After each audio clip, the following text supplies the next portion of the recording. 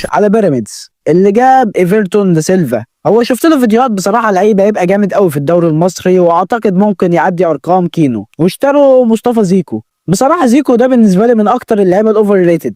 بيراميدز دفع فيه كمان تقريبا حوالي 40 مليون جنيه، لكن برضه ممكن يخلي توقعي ويعمل موسم جامد. وتعاقدوا مع جهه حارس المصري ب 35 مليون او 2 مليون دولار على حسب موقع ترانسفير ماركت.